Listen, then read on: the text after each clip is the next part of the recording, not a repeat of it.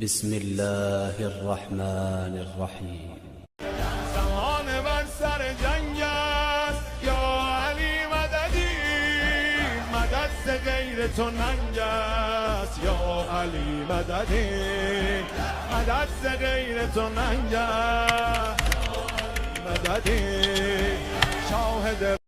الرحمن الرحیم الحمد لله رب العالمین الرحمن الرحیم مالک یوم الدین ایاک نعبد و ایاک نستعین اهدنا الصراط المستقیم صراط الذین انعمت علیهم غیر المغضوب علیهم ولا الضالین. درود بھیجے گا محمد و آل محمد پر. اللهم صل علی محمد محمد وعجل. أعوذ بالله من الشيطان الرجيم. بسم الله الرحمن الرحيم. الحمد لله رب العالمين والصلاة والسلام على سيد الأنبياء والمرسلين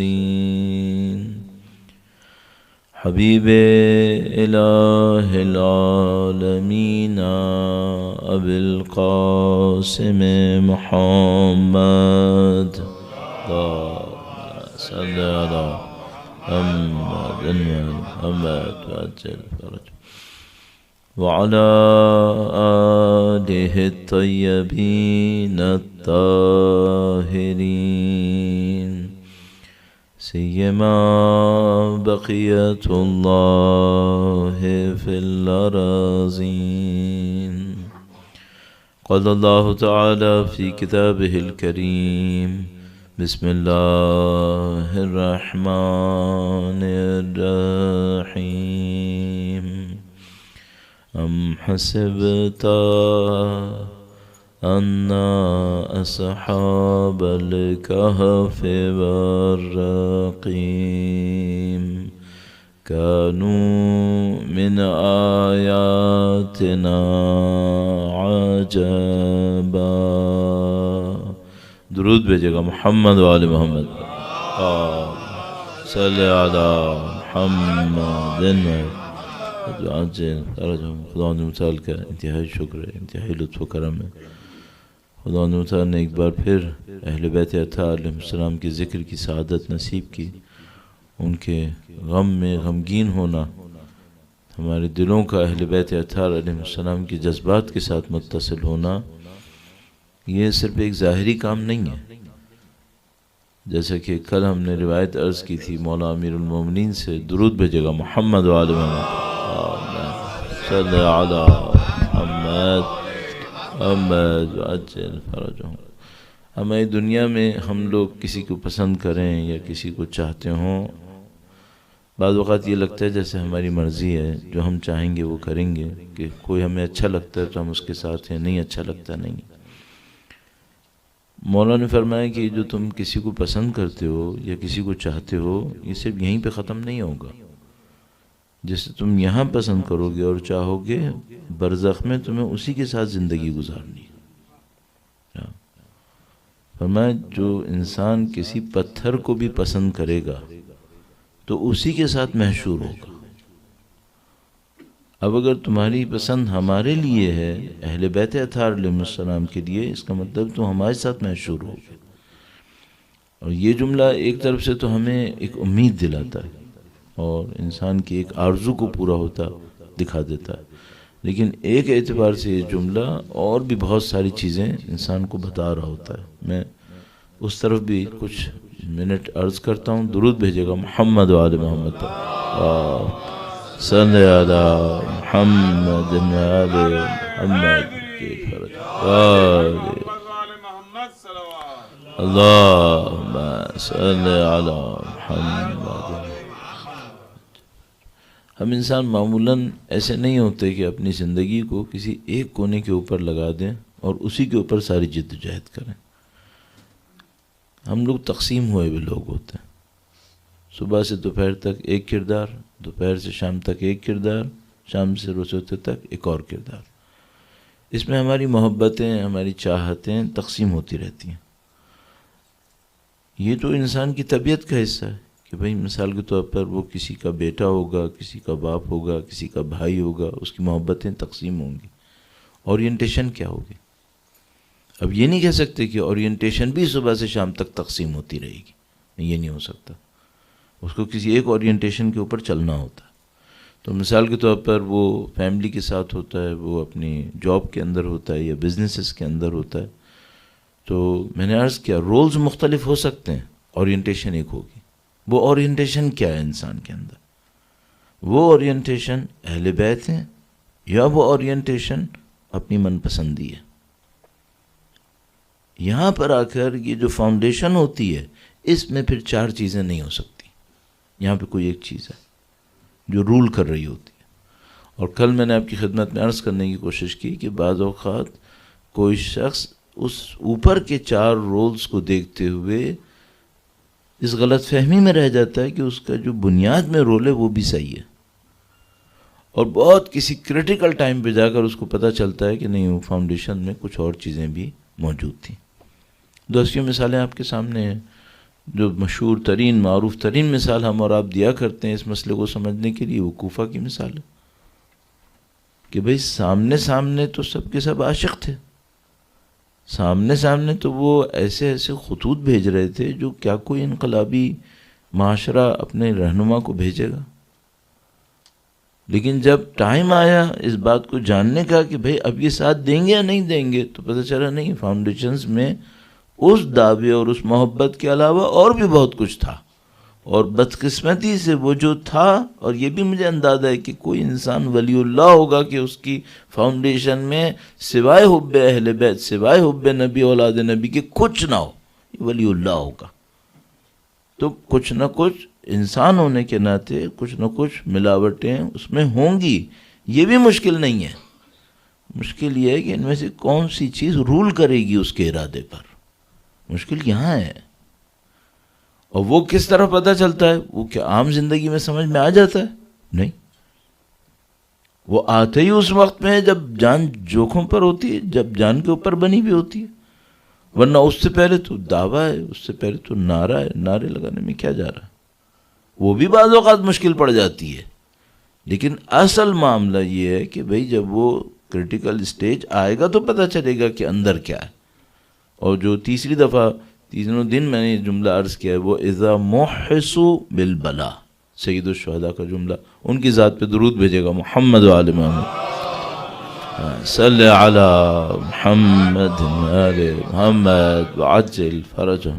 لہذا ہمارے پاس پتہ نہیں کتنی روایتیں ایسی ہیں کہ مثلا کسی کہنے والے نے کہا کہ مولا ہم آپ کے مثلا ایک دعویٰ کیا کہ ہم یہ ہیں. امام نے فرمایا نہیں، وہ نہیں ہو، تم کچھ اور ہو.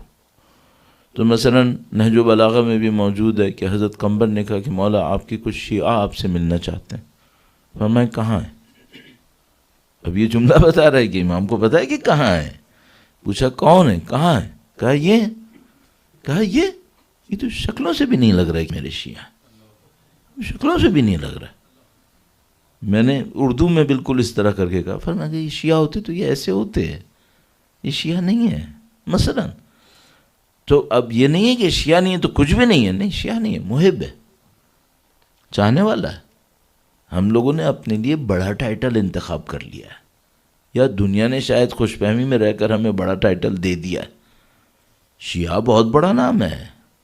ہم محب ہیں الحمدللہ رب العالمین. اس پہ بھی فخر ہے الحمدللہ. یہ بھی ہدایت کے لیے، یہ بھی ہماری فلاح صلاح کے لیے اور ہماری رستگاری کے لیے بہت اچھا ہے. لیکن جو اصل معاملہ ہے وہ یہ ہے کہ یہ محب بعض اوقات ساتھ دیتے ہیں، بعض اوقات ساتھ نہیں دیتے. یہ محب جب اس امتحان میں پھنستے ہیں، ان میں سے کچھ ہوتے ہیں جو محب بھی ہوتے ہیں اور شیعہ بھی ہوتے ہیں، وہ ساتھ دے دیتے ہیں. لیکن ظاہر ہے کہ وہ کچھ ہوتے ہیں.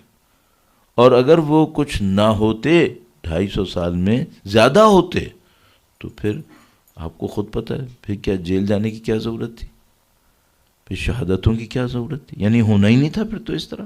پھر غیبت کیوں ہوئی اصلا؟ محب کم ہے اس وقت. تو ان تمام باتوں کو کہنے کا مطلب نہ نا امیدی کا احساس دلانا ہے، ورنہ میں خود کہاں جاؤں گا، میں بھی وہی ہوں جو آپ میں ہم ساتھ ہی کھڑے. تو اب یہ ہے کہ اب کام کیا ہے؟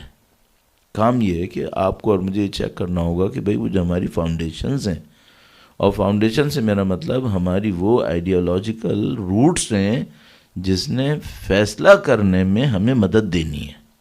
ایکچولی اس نے فیصلہ کرنا ہے.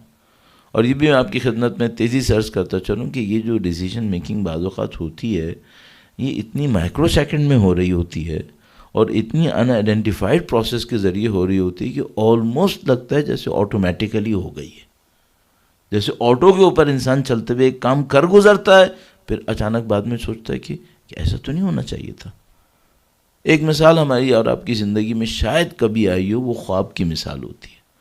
مثلا فرض فرمائیے آپ نے خواب میں اپنے آپ کو کسی ایک حالت میں دیکھا، اس موقع پر خواب میں کوئی ری ایکشن دے دیا. اچھا جاگنے کے بعد انسان اپنے آپ سے پوچھتا ہے میں نے خواب میں بھی یہ کیوں کیا تھا، مجھے یہ نہیں کرنا چاہیے تھا. وہ ایک ریفلیکشن ہوتی ہے اس بات کی کہ دیکھو اگر وہ خواب سچا ہوا کہ اندر کچھ اور بسا ہوا ہے، ہوشیار ہو جاؤ. یہ جب باہر نکلے گا تو وہ نہیں نکلے گا جو تم سمجھ رہے ہو، یہ کچھ اور بھی ہے اندر. اگر خواب سچا ہوا، باقی تو ابرپٹ انسان پتہ نہیں کتنے خواب دیکھتا رہتا ہے. تو ضرورت کس بات کی؟ ضرورت اس بات کی اس فاؤنڈیشن کو صحیح کیا جائے اور آئیڈینٹیفائی ہونا سب سے بڑی بات. شاید میں نے عرض کیا تھا آپ کی خدمت میں، پہلے بھی کئی دفعہ عرض کر چکا ہوں، ہم لوگوں کی شخصیتیں تہوں کے نیچے دبی ہوئی ہیں. کئی لیئرز ہیں جن کے نیچے ہماری اصلی شخصیت دبی ہوئی ہوتی ہے. بہت کم کوئی انسان ہوتا ہے جس کے پاس اتنی زیادہ ڈیپتھ ہو کہ وہ اپنے آپ کو اتنا کھرے دے کہ اس اصلی شخصیت کو ایکسپلور کرنے میں اور اس کو پھر کریکشن دینے میں کامیاب ہو جائے. معمولاً ایسا نہیں ہوتا. اور سب سے بڑی مصیبت ہمارا خود پسندی کا شیل ہے. ہمارا خود پسندی کا ایک شیل ہے. یہ جو شیل ہے یہ کریک نہیں ہوتا اتنی آسانی سے، کیونکہ جب بھی ہم اپنے آپ کو کرٹیسائز کرنے لگتے ہیں وہ ہماری خود پسندی اوپر آ کر ہمارے لیے عذر بناتی ہے. یہ جو میں نے کیا نا یہ میں غلط نہیں تھا، اس وجہ سے ہوا. تو یہ جو خود پسندی کا شیل ہے یہ ہمیں اپنے آپ کو اندر محفوظ رکھتا ہے کہ ہم کو اس کے اوپر الزام نہ دے دیں کہیں. لیکن بدقسمتی سے یہ جو خود پسندی کا شیل ہے یہ ہمیشہ اچھے پرل بچا کے نہیں رکھتا ہے، یہ بعض اوقات گاربیج بچا کے رکھ لیتا ہے. اور پھر جب وہ مشکل آتی ہے اور وہ جو اسپونٹینیسلی آپ کو ریئیکٹ کرنا ہوتا ہے، اب وہ آرٹیفیشل بیہیویئر نہیں دکھا سکتے. وہ جو جملہ مولانا نہج البلاغہ میں بھی ارشاد فرمایا جب مصائب مشکلات میں لوگ پڑھتے ہیں تو ان کے جوہر کھلتے ہیں. جوہر کا مطلب صرف اچھی سکلز نہیں ہے، یعنی اصل حقیقت وہ کھل کے سامنے آ جاتی ہے. اس وقت پتہ چلتا ہے کہ اصل میں کیا ہوا. تو بار بار میں آ رہا ہوں اسی بات اس کو صحیح کیسے کرنا ہے. یہ سب باتیں ہو گئیں، ٹھیک ہے، سمجھ میں آ گیا صحیح کیسے کرنا ہے. درود بھیجے گا محمد و آل محمد. ما صلی علی محمد آل محمد وعجل فرجہم. ہمارا ریالٹی کا ایک پرسیپشن ہوتا ہے. ہم میں سے کوئی یہ دعویٰ نہیں کر سکتا کہ ریالٹی ایز اٹ از میرے پاس آ گئی ہے. ما عرفتنا من الحق فحملنا. خدایا حق میں سے جتنا سمجھنے کی ہمیں طاقت مل گئی ہے تو نے ہمیں سمجھا دیا، ہمیں اٹھانے کی طاقت دے دے. تو ہم سب کو پتہ ہے کہ 100% ریالٹی ہمارے پاس نہیں آئی ہوگی، ہمارے پاس کچھ نہ کچھ ڈیفیشنسیز رہی ہوں گی. یہ جو پرسیپشن آف ریالٹی ہے، جتنا پرسنٹ بھی صحیح تھا جتنا پرسنٹ بھی غلط تھا، یہ ہمارے اندر اسٹور ہوا ہے. اور یہ کریٹیکل ٹائم کے اوپر یہ جو پرسیپشن آف ریالٹی ہے، چاہے میں الفاظ سے کچھ بھی بولتا رہوں، یہ فیصلے کروائے گا. وہ کیسے؟ اب مثال کے طور پر مجھے لفظ میں پتہ ہے ایک دنیا ہے ایک آخرت ہے. اچھا الفاظ میں کس کو ترجیح ہے؟ آخرت کو.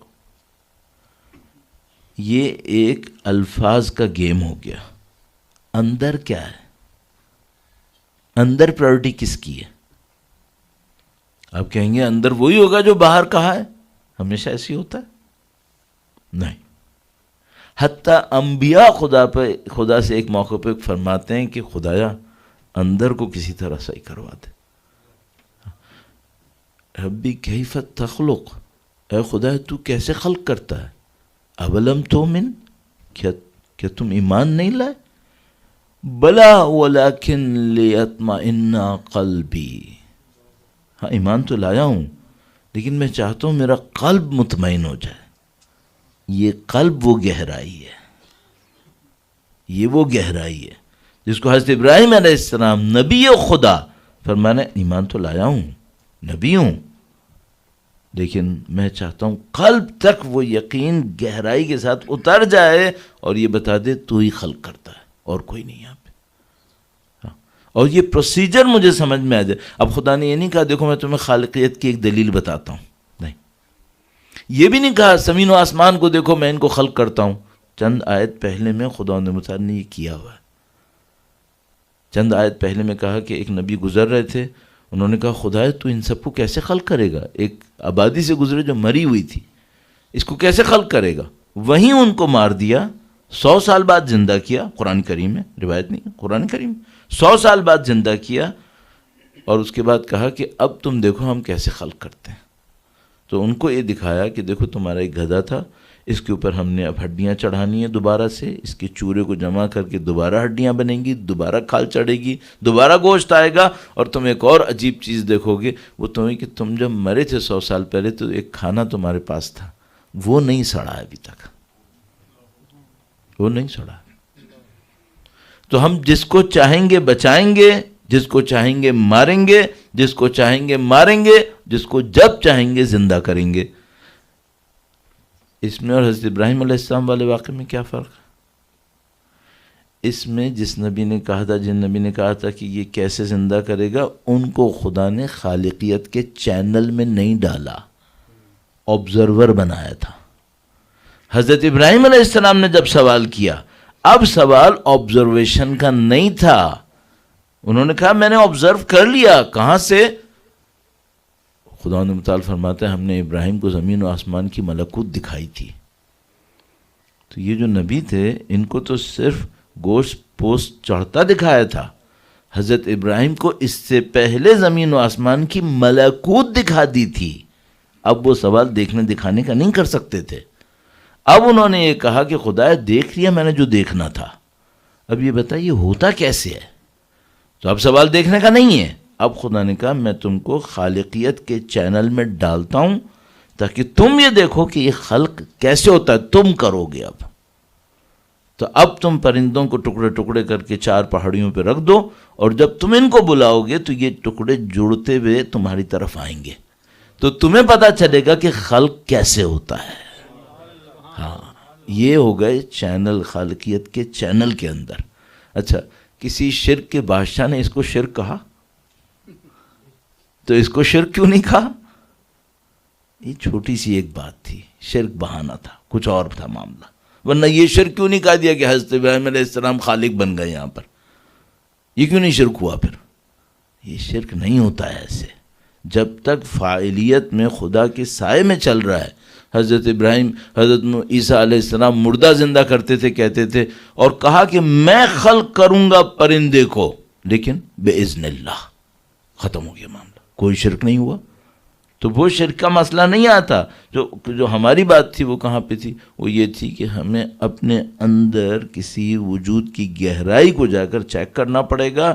اس گہرائی کے اندر جا کر دیکھنا پڑے گا کہ ہمارے اندر جو پرائرٹیز ہیں وہ کیا بنی ہوئی ہیں، وہ کیا بنی ہوئی ہیں.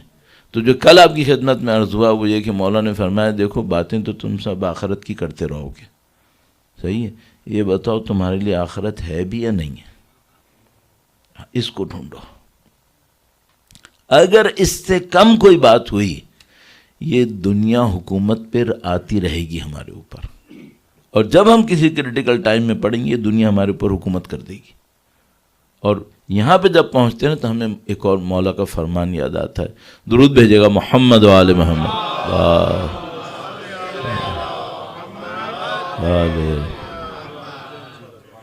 انہوں نے فرمایا یہ جو انسان ہے اجمالاً مفہوماً نقل کر رہا ہوں، مولا چوتھے سرکار سے بھی منسوب ہے.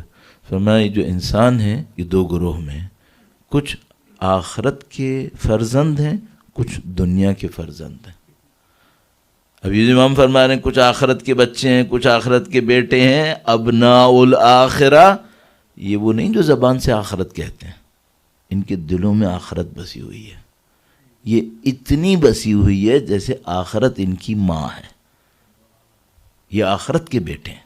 اور کچھ ہیں وہ ابناء الدنیا ہیں، وہ دنیا کے بیٹے ہیں. وہ دنیا کو ایسے چاہتے ہیں جیسے کوئی اپنی ماں کو چاہتا ہے، اور دنیا سے ایسے اٹیچ ہوئے میں جیسے کوئی اپنی ماں سے اٹیچ ہو جاتا ہے.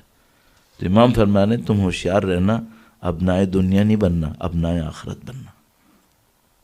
اب یہ ابنائے آخرت کے لفظ سے بننا ہے کیا؟ نہیں، الفاظ کا گیم نہیں ہے یہاں پہ، یہ حقائق کا گیم ہے. اب یہاں حقیقتوں میں اترنا پڑتا ہے.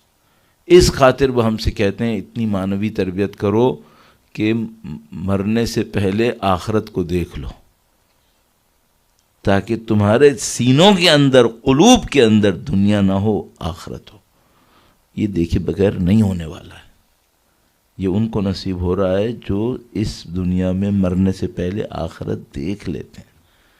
کیوں خدا ہم سے بار بار کہتا ہے قبرستانوں میں جاؤ، مردوں کو دفناؤ، تشییع جنازے کا اتنا ثواب؟ کیوں کہتا ہے؟ کیوں بار بار ہم سے کہتا ہے شہید زندہ ہے، شہید زندہ ہے؟ کیا ضرورت ہے؟ ضرورت اس بات کی ہے ورنہ تم دنیا کی اولاد بن جاؤ گے. آخرت کو دیکھو، آخرت کی اولاد بنو. اور یہ صرف میں نے بتا دیا آپ کی خدمت میں ایک ہی راستہ ہے جو مجھے سمجھ میں آتا ہے. یہ فلسفے سے نہیں ہونے والا، یہ دلیل و منطق سے بھی نہیں ہونے والا. دلیل و منطق صرف کیا کرے گی؟ صرف دروازہ کھول سکتی ہے بس. انٹر ہونے کے لیے کیا کرنا پڑے گا؟ اتنی معنوی تربیت کرنی پڑے گی کہ انسان مرنے سے پہلے موت کو اور آخرت کو جانتا ہو. یہ جو کمال حاصل کر پاتے ہیں وہ پھر اپنے سینوں سے دنیا کو نکال پاتے ہیں. اس سے کم پہ نہیں ہوتا. اس سے کم پہ ہم لفظ کے کھیل میں پڑے رہتے ہیں، اور ہماری پرائورٹیز جو ہیں وہ کبھی ادھر لڑکتی ہیں. 2 دن آخرت کے لیے ہوتے ہیں، 4 دن دنیا کے لیے ہوتے ہیں. صبح سے 1-1.5 گھنٹہ جو ہے وہ آخرت کے لیے ہوتے ہیں، پھر 8-10 گھنٹے دنیا کے لیے ہوتے ہیں. اور آپ یہ مت سمجھے گا میں آپ سے کہہ رہا ہوں کہ بھائی جاب نہیں کرنی ہے، بزنس نہیں کرنا ہے، گاڑی نہیں خریدنی ہے، سب خریدنا ہے. کیا وہ جو اہل آخرت تھے انہوں نے کچھ نہیں خریدا تھا؟ کیا خود مولا امیر المومنین کی زمینیں نہیں تھیں؟ کیا ان کو آباد نہیں کرتے تھے؟ اس پہ محنت نہیں کرتے تھے؟ نخلستان نہیں اگاتے تھے؟ سب کرتے تھے. فرزند آخرت کا ہونا ہے، فرزند آخرت کا ہونا ہے. اگر مجھے اور آپ کو سیرت اہل بیت اطہار سے جو سب سے اہم پوائنٹ سیکھنا ہے، اس کے بعد سارے کام آسان ہیں. ورنہ ہر چیز میں ہمارا جو سو کالڈ کریٹیکل دماغ ہے نا، وہ ایک بڑا ہی عجیب ہے. وہ اب اہل بیت کو بھی نہیں چھوڑتا ہے. یہ پتہ نہیں ہم لوگوں نے کیا سیکھ لیا ہے، مجھے واقعی سمجھ میں نہیں آتا. بھائی لاجیکل دماغ تو سمجھ میں آتی تھی، کریٹیکل ہونا ذات کا حصہ بناؤ یہ کہاں سے ہو گیا؟ اب بولو میں لاجیکل ہوں، یہ میک سینس. لیکن آپ نے اور میں نے یہ سیکھا ہے کہ اٹھا کے پھینک دو، ایسے بنو. یہ کہاں سے صحیح ہو گیا؟ لاجیکل بنو. جو صحیح ہے اسے قبول کرو، جو صحیح نہیں ہے اسے قبول مت کرو. اب آپ کہیں گے لاجیکل اور کریٹیکل میں فرق کیا ہے؟ وہ چھوڑ دیتے ہیں، اب میں اتنا کہنا تھا کہہ چکا. اب آتے ہیں تھوڑا سا اس اور معاملے کے اوپر، اس کی پریکٹس کیسے کریں کہ ابنائے آخرت بن جائیں. اس کی پریکٹس کیسے ہوگی؟ درود بھیجے گا محمد و آل محمد. صلی علی محمد آل محمد وعجل فرجهم وَيُؤْثِرُونَ عَلَىٰ أَنفُسِهِمْ وَلَوْ كَانَ بِهِمْ خَصَاصَةٌ، سورہ حشر جس کی ہم تشریح عرض کریں گے کل انشاءاللہ. تو اس میں انصار کا بیہیویئر بتایا قرآن کریم نے. یہ کیا کرتے ہیں؟ یؤثرون علی انفسہم ولو کان بہم خصاصہ، یہ اپنے نفس کے اوپر ایثار کر لیتے ہیں. مہاجر جو آئے تھے ان کو دے دیتے ہیں جبکہ خود ان کو ضرورت تھی، خود ان کو ضرورت تھی. یہ ایثار کیوں کیا؟ دنیا میں تو یہ ایثار قابل فہم نہیں ہے. آپ نے کیوں ایثار کیا؟ اچھا اب یہاں پہ فوراً میرے ذہن میں آئے گا میں نے بھی تو $5 دیے تھے. اپنے بچے کھچے میں سے دیے تھے یا ایثار میں سے دیا تھا؟ بچے کچے کا بھی جس کا یہ پتا ہو کہ اس کو دینے سے میری کوئی لگژری بھی کم نہیں ہوگی اس میں سے دیا تھا. اگر یہ بھی مجھے پتا ہوتا نا کہ اس سے میری کوئی لگژری بھی انڈر کوسچن آنے والی ہے تب بھی نہیں دیتا. ہاں یہ وہ بہت دور کی باتیں ہو گئی ہیں. تو جب کوئی انسان اس کام کو پریکٹس میں کیا کرے, اس کو پریکٹس میں کرو, کچھ قربانیاں دے کے دیکھو دل پہ کیا گزری ہے, اور اس میں سے دو. فرماتا خدا نے مطلع لن تنالوا البر حتی تنفقوا مما تحبون. نیوٹرل کوئی چیز تھی وہ اللہ کی راہ میں دے دی, یہ امتحان ہے نہیں. خدا تعالیٰ فرماتا ہے اس میں سے دو جس میں تمہارا دل جڑا ہوا تھا. حب, جس میں تمہارا دل جڑا ہوا تھا اس میں سے دو, پھر تم کو پتا چلے گا. پھر تم بتانا کہ تم چاہنے والے کس کے ہو, دنیا کے ہو یا آخرت کے ہو. تو یہ جو میں اور آپ سمجھ رہے ہیں نا کہ جو خمس ہم دیں گے, زکوٰۃ ہم دیں گے, یہ ہمیں مومنوں کی فہرست میں لے آئے گا. یہ بیئر منیمم تھا جس پہ اب ہمیں کوشچن ہے کہ میں اپنا مال کیوں دوں. یہ وہ بیئر منیمم تھا کہ اتنا تو دے دو ورنہ جہنم میں جا رہے ہو. اس پہ مجھے کوشچن ہے کہ میں کیوں دوں. صحیح, وہ تو بات کچھ اور ہے پھر آگے والی. وہ ایک بندہ خدا تھا, اس کو میں پاکستان میں ملا تو کیا اس کو پتا تھا کہ وہ خمس و زکوٰۃ پہ زیادہ بات نہیں کرنی چاہیے ورنہ وہ قرآن کریم کہتا ہے ہم نے تم سے پیسہ نہیں مانگا ورنہ مانگتے تو تم بہت بخل کرتے. بخل کرتے قرآن میں ہے, قرآن کریم میں. اللہ انشاءاللہ ہم سب کے ایمان کی حفاظت فرمائے, ہمیں مولا امیر المومنین اور ان کی اولاد کی خدمت کرنے کی سعادت نصیب فرمائے انشاءاللہ. درود بھیجے گا محمد و آل محمد. صلی علی محمد و آل محمد وعجل فرجهم. اچھا اب ہم لوگ معمولاً اپنے چونکہ عذر بنانا تو انسان کی عادت ہے. قرآن کریم فرماتا ہے ان الانسان علی نفسہ بصیرہ ولو القی معاذیرہ. انسان اپنے نفس کے اوپر بصیرت رکھتا ہے لیکن عذر بناتا رہتا ہے. یہ تو قرآن کریم نے فرمایا. تو اب میں عذر بناؤں گا, وہ یہ کہ مولانا ایک موقع آئے گا, مثلا میں آپ سے کہوں گا آپ پرواہ نہیں کریں میں بہت صاحب ایمان ہوں, جس دن موقع آئے گا نا پھر میں دکھاؤں گا کہ میں کتنا صاحب ایمان ہوں. ہاں صحیح ہے, یہ بالکل ایسے ہی ہے جیسے مولانا ابھی تو میں 3 کلومیٹر نہیں بھاگ رہا لیکن میراتھن والے دن 40 کلومیٹر بھاگوں گا. جو آج 3 کلومیٹر نہیں بھاگ پا رہا وہ کل 40 کلومیٹر کہاں سے بھاگ لے گا؟ میں کہاں سے بھاگ سکتا ہوں؟ اس کے لیے مجھے کچھ نہ کچھ شروع سے کرتا رہنا پڑے گا. تو مثال کے طور پر کیا کریں بھائی, کس دشمن کا گریبان پہ ہاتھ ڈالیں؟ نہیں ڈالو دشمن پہ, کسی دشمن, اپنے نفس کے گریبان پہ ہاتھ ڈال لو. یہ بتاؤ اللہ کی عبادت کے لیے ٹائم نکال پاتے ہو؟ قرآن کے لیے ٹائم نکال پا رہے ہو؟ نہج البلاغہ کے لیے ٹائم نکال پا رہے ہو؟ ابھی تو جان اور پیسے کی بات ہی نہیں ہے, ٹائم کی بات ہے. یہ نہیں نکال پا رہے, تم جان کہاں سے دو گے؟ وہ ایک آدمی آیا مولا کے پاس اور کہنے لگا کہ ظاہر مولا چھٹے امام کے پاس درود بھیجے محمد و آل محمد پر. صلی علی محمد و آل محمد. کہنے لگا اتنے لاکھ آپ کے ماننے والے کوفہ میں, مولا آپ مدینہ میں ہوتے تھے, مولا کہا آپ بنی عباس بنی امیہ کی جنگ چل رہی تھی, بنی امیہ کی طرف حکومت جا رہی تھی, تو وہ آگے کہتا ہے کہ مولا اتنے آپ کے ماننے والے, آپ بیعت کے لیے ہاتھ اٹھاتے, اتنے لوگ لاکھوں آپ کے ماننے والے تھے. امام نے سنا, کئی روایتیں ہمارے پاس ہیں اس ٹائپ کی. پھر ایک موقع پہ امام نے ارشاد فرمایا یہ لوگ جو تم کہہ رہے ہو کہ یہ سب ہمارے شیعہ ہیں, ان میں سے کسی کو کوئی مصیبت آئے تو وہ دوسرے کی جیب میں سے پیسہ لے سکتا ہے کیا؟ نہیں مولا ایسا تو نہیں ہوتا, جیبیں سب کی الگ ہوتی ہیں. تو امام نے فرمایا کہ جب یہ اپنی جیبوں کو قربان نہیں کر پا رہے تو خون کہاں دیں گے, پھر یہ جان کہاں دیں گے؟ یہ تم کہہ رہے ہو اپنا مال نہیں دے پا رہے ایک دوسرے کو. ہم لوگوں کے دماغ میں کیپٹلزم نے پرائیویٹ اونرشپ کا ایسا بھوت ڈالا ہے, ہم خدا کے سامنے اکڑ میں ہیں کہ میرا ہے, دوسرا بھائی تو چھوڑ ہی دو, وہ تو جانے ہی دو. ہم تو خدا کے سامنے آ کھڑے ہوئے کہ یہ میرا ہے، میں کیوں دوں؟ اس کے ساتھ میں دعویٰ کر رہا ہوں کہ مولا خدا مجھے آخری حجت کے اوان و انصار میں قرار دے. وہ کیا، وہ شعر نہیں پڑھنا چاہیے. تو وہ مسئلہ کیا ہے؟ مسئلہ یہ ہے یہ ہم سب لوگ الحمدللہ رب العالمین حب اہل بیت کے ساتھ. میں بار بار کہتا ہوں اس بات کو، ایسا کوئی نہ سمجھے کہ میں یہ جملے کہہ رہا ہوں تو مثلا میں اس محبت کا نعوذ باللہ انکار کرنا چاہتا ہوں، یہ کہہ رہا ہوں اس محبت کی کوئی قیمت نہیں. پہلے دفعہ جو شروع بھی میں نے آپ کی خدمت میں عرض کیا تھا، میں نے کہا تھا اس محبت کی قیمت ہے، یہ ہمیں میدان حشر میں اہل بیت تک لے جائے گی انشاءاللہ تعالی. لیکن اس محبت کے پیچھے ایک اور معاملہ ہے، وہ یہ ہے کہ معاملہ اب یہ صرف نہیں ہے کہ میدان حشر میں مجھے شفاعت ملے گی یا نہیں ملے گی. مسئلہ یہ ہے کہ بھائی یہ غیبت کب تک چلنی ہے، آخر اس کا کیا ہوگا، اور اس غیبت کو ختم کرنے والے بھی لوگ آئیں گے یا نہیں آئیں گے؟ آنے، یقیناً آنے. اللہ کے نبی نے فرمایا. وہ کون ہے؟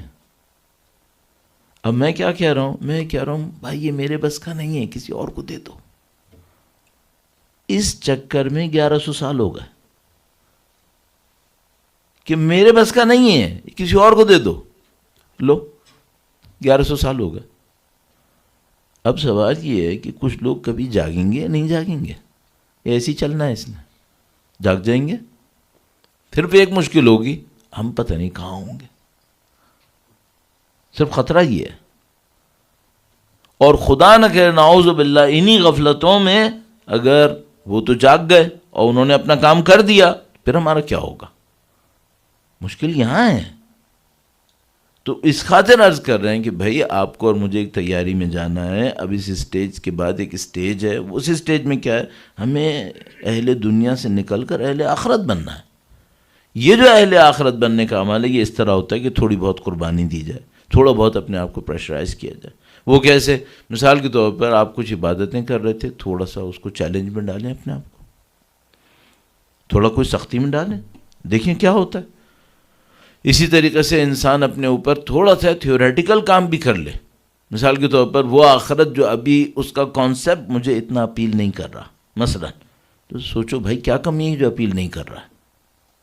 مثلا کیوں میرے اندر وہ تڑپ نہیں آ پا رہی؟ دیکھیں ایک سادہ سی بات ہے. ابھی مثال کے طور پر میں واٹس ایپ پہ چیک کرنے بیٹھوں، 1.5-2 گھنٹہ گزارنا کوئی مشکل کام نہیں ہے، صحیح ہے. اور ہم سب یہاں بیٹھے ہوئے ہیں، مجھے کوئی ایک کتاب دے دے دین کی کہ یہ پڑھ لو، یعنی یہ سمجھ لیں کہ میرا ہر سیکنڈ اتنا قیمتی ہو جائے گا کہ مجھے لگے گا بس اگر میں یہ کتاب پڑھتا رہا تو میری تو دنیا گئی، ختم ہو گیا معاملہ. اتنا بھاری پڑے گا مجھے. کیوں بھاری پڑ رہا ہے؟ یہ کیوں بھاری پڑ رہا ہے؟ تو یہاں پہ ایک تھیوریٹیکل ایشو بھی ہے، ایک پریکٹیکل ایشو بھی ہے، اور ان باتوں کا جواب لے کے چلیں تو ہمارے ساتھ ایک مشکل ہے، اور ہم سب کو معلوم ہے وہ یہ کہ ہمارا دل کتنی ہی جگہوں کے اوپر اتنا الجھا ہوا ہے وہاں سے نہیں نکل پا رہا ہے. جو اینڈ میں ہمارے ساتھ مشکل آ سکتی ہے. چلیں ابھی میں یہ بھی کہہ دوں، خدا نہ کہے، نعوذ باللہ نہیں کہنا چاہتا، کہ مثلا فرض کریں بھی ظہور اور غیبت کے مسئلے کو تھوڑا سا میں روک لوں، نعوذ باللہ تعالیٰ، کہ مرنا ہے یا نہیں مرنا؟ مرنا تو ہے نا. چلو فرض کرو کوئی خدا نہ کرے نعوذ باللہ کہے کہ بھائی ظہور و غیبت کا ہمیں نہیں معلوم کب ظہور ہوگا، آج ہی ہوگا انشاءاللہ. ہم سے تو یہ کہا ہے کہ ہمیشہ یہی بولو، آج ہی ہوگا. لیکن اگر کوئی کہے بھائی مرنا تو ہے نا، تو جب مرنا ہے تو یہ کیا ہے؟ مرنے کا عمل یہ ہے کہ میری اور آپ کی روح کو، چونکہ بدن نے تو یہیں رہ جانا ہے، میری اور آپ کی روح نے اس دنیا سے نکل کر ایک اور دنیا میں داخل ہونا ہے، اس کا نام ہے آخرت. ٹھیک ہے؟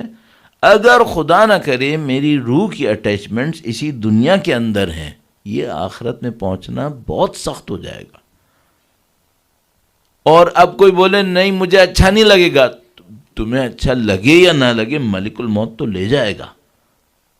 صرف کیا ہوگا، وہ ایک بچے کو دیکھا ہے کبھی؟ اس بچے کو کوئی ماں بچے کو آپ لے کے جا رہے ہوتے ہیں، وہ زمین پہ پٹخ رہا ہوتا ہے، جوتے رگڑ رہا ہوتا ہے، اس کو ہاتھ سے پکڑ کے، کبھی کندھے سے پکڑ کے گھسیٹ کے لے کے جا رہے ہوتے ہیں. یہ بتاؤ کیسے جانا ہے؟ سکون سے جانا ہے، گھسیٹ کے لے کے جانا ہے؟ وہ ایک بندہ تھا، آیت اللہ مرزا جواد مالکی تبریزی، آیت اللہ خمینی کے استاد تھے علم عرفان میں. آیت اللہ مرزا جواد مالکی تبریزی خود شاگرد تھے آیت اللہ سید علی قاضی طباطبائی کے. تو آیت اللہ مرزا جواد مالکی تبریزی قم میں ہوا کرتے تھے، وہ شاگرد تربیت کرتے تھے. تو ان کا ایک شاگرد ایک دفعہ ان کے پاس صبح فجر کے وقت کے بعد پہنچ گیا اور اس نے کہا کہ استاد میں بہت ڈرا ہوا ہوں، میں نے کچھ دیکھ لیا کل رات اور میری تو جسے کہتے ہیں روح نکل رہی ہے. انہوں نے کہا کیا دیکھا؟ اس نے کہا کہ میں نے دیکھا کہ میں رات کو سو رہا تھا اپنے کمرے میں اپنے گھر میں، تو اچانک مجھے کسی کے چیخنے چلانے کی آواز آئی، بہت زیادہ چیخ رہا ہے، چلا رہا ہے کوئی، بہت تڑپ کے، بہت ہی زیادہ وحشتناک. تو کہنے کا میں اپنے کمرے سے نکلا. اب جو کمرے سے نکلا تو میرا گھر نہیں تھا، کوئی اور تھا، وہ کوئی گھر نہیں، کوئی اور ہی جگہ تھی. اور میں نے آ کے دیکھا کہ میں کہاں آ گیا، پھر تو اپنے گھر میں سویا تھا. پھر وہاں جو آیا تو وہاں پہ مجھے نظر آیا کہ وہ جو آواز آ رہی ہے وہ سامنے ایک دروازہ ہے وہاں سے آ رہی ہے. کہنے لگا میں وہاں پہ گیا دیکھنے کے لیے کہ بھئی یہ کون بیچارہ پھنس گیا، کون کس کو مار رہا ہے کہ اتنا زیادہ چلا رہا ہے یہ. تو کہنے لگا میں نے وہاں پہ جا کے دیکھا تو وہاں پہ ایک دروازے میں سے وہ اندر جھانک کے دیکھا تو دیکھا کہ ایک آدمی زمین پہ پڑا ہوا ہے اور اس کے سینے کے اوپر ایک پتھر ہے جو خود چھت تک گیا ہوا ہے. تو گویا پوری ایک راک ہے جو اس کے سینے کے اوپر رکھی ہوئی ہے اور وہ جناب اس راک کی وجہ سے کچل رہا ہے پوری طریقے سے اور وہ چلا رہا ہے، ہاتھ پاؤں مار رہا ہے. اور کہنے کہ میں نے اس کے سر کے اوپر دیکھا تو وہاں پہ دو آدمی کھڑے ہیں اور دونوں کے ہاتھ میں گویا آئرن راڈ ہیں، سرخ ہوئے ہوئے، گرم ہوئے ہوئے، اور وہ اس کو مار رہے ہیں. تو ایک تو وہ پتھر سے کچل رہا ہے، دوسرا وہ راڈ اس کو مار رہے ہیں. کہنے کہ ٹارچر ایسا کہ بس کوئی دیکھے اور مر جائے. تو کہنے کہ میں چلا رہا ہوں کہ بھائی چھوڑ دو اس کی جان. نہ وہ سن رہا ہے جو نیچے، نہ وہ سن رہے ہیں جو مار رہے ہیں.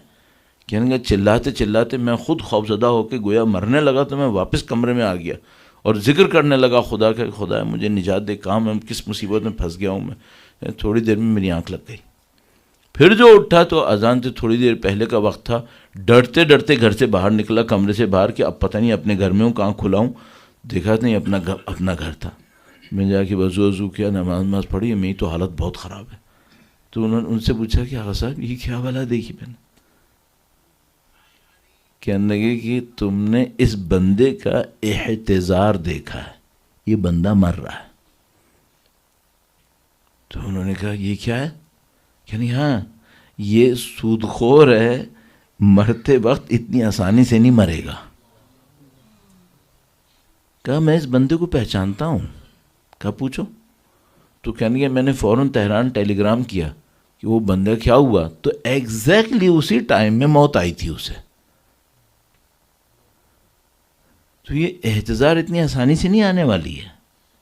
یہ اٹیچمنٹس ایک مصیبت کر کے دیں گے اور اس کی تیاری کے لیے بار بار کہتے ہیں دیکھو موت کے وقت سے ڈرو.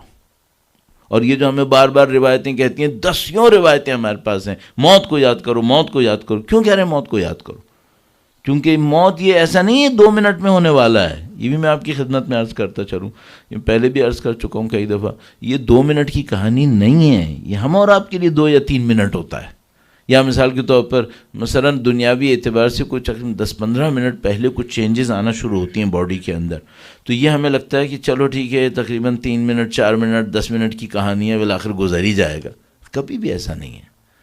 آپ جا کے میڈیکل سائنسز میں دیکھ لیجئے، اس وقت تو انڈرسٹوڈ ہو گیا. پچھلے سال کا ایک بہت غیر معمولی تجربہ ہوا جس میں ایک آدمی مر رہا تھا اور وہ کسی اسکینر کے اندر تھا تو اس کی ساری برین ایکٹیویٹی موت کے وقت کی ریکارڈ ہوئی ہوئی ہے. ایکسٹرا آرڈنری ڈیولپمنٹ اس سیکشن میں جس کا تعلق short term long term memory سے ہے.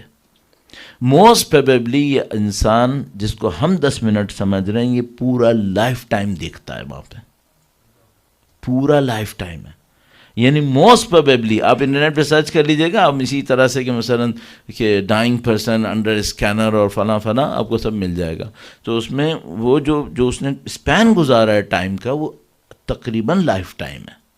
اور اس میں ساری میموری اس کی ریویو ہوئی ہے، شارٹ ٹرم لانگ ٹرم سب ریویو ہوا ہے. اب یعنی ہو کیا رہا ہے؟ یعنی ہو یہ رہا ہے کہ مرنے سے پہلے اس کو ایک عمل دکھایا جا رہا ہے، تم نے دنیا میں یہ کیا ہے.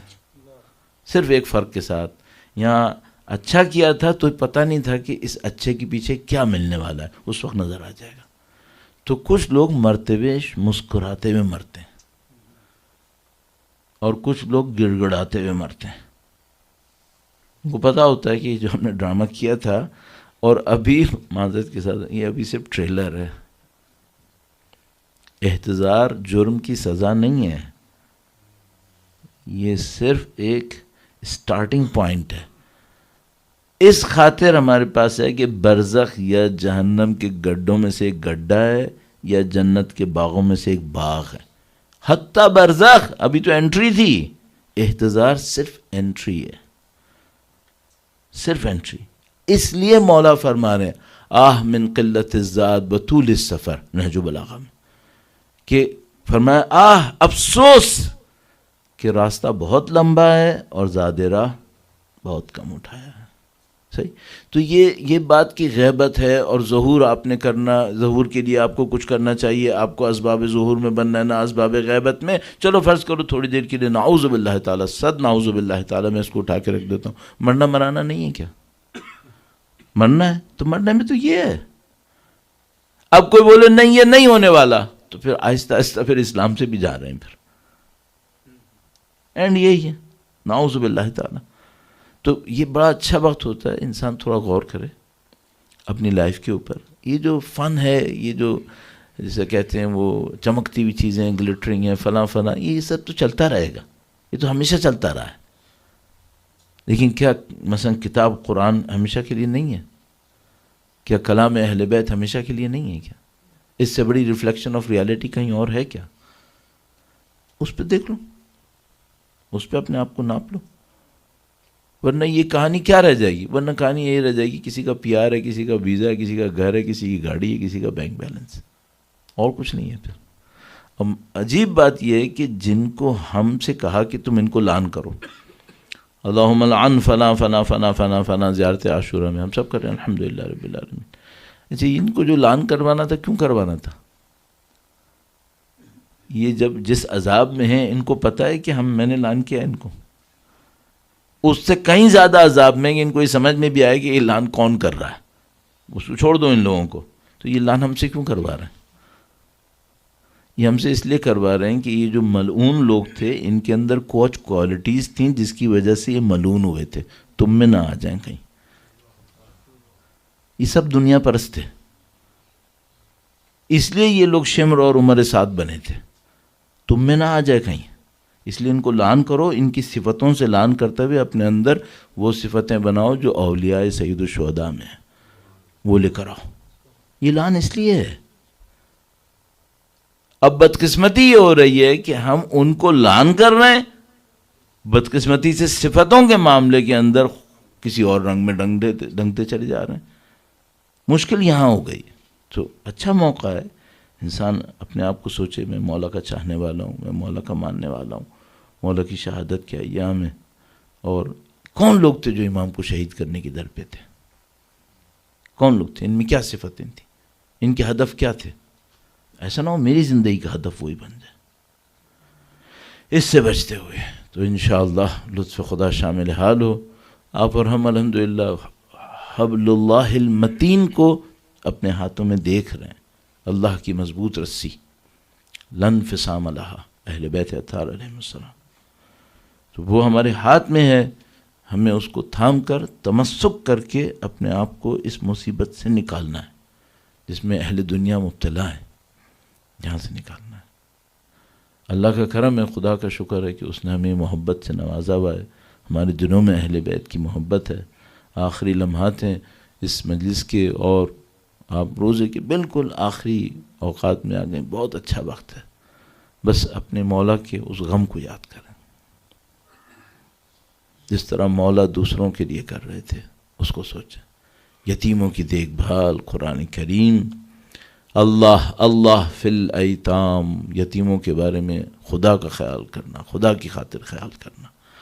کچھ یتیم امام کے پاس ایک دفعہ لائے گئے تو دیکھا امام نے یتیموں کو، بہت افسردہ تھے. خلافت ظاہری کا دور تھا، بہت افسردہ بچے تھے. تو امام نے ان کو دیکھا تو ان کے سامنے گویا، معذرت چاہ رہا ہوں، امام نے گویا ایک لطیفہ کہا تاکہ وہ بچے خوش ہو جائیں. بچے خوش نہیں ہوئے، بچوں کو سمجھ میں ہی نہیں آیا. تو امام کو اور اندر سے تکلیف ہوئی کہ بچے خوش نہیں ہو پا رہے. تو معذرت چاہ رہا ہوں، اس وقت عبداللہ بن عباس نے بھی یہ کہا تھا مولا آپ نے ایسا کیوں کیا؟ امام نے ہاتھ آگے رکھے اور ایسے آواز نکالی جیسے کوئی مثلا بکری کی آواز ہے. اور وہ بچے ایکسپیکٹ نہیں کر رہے تھے کہ ہم اتنے بڑے حاکم سے ملنے گئے، وہ ہمارے ساتھ یہ کرے. تو بچے ایک دوسرے کو دیکھ کر ہنسنے لگے. امام نے ایک اور دفعہ آواز نکالی, ایک اور دفعہ ہنسے.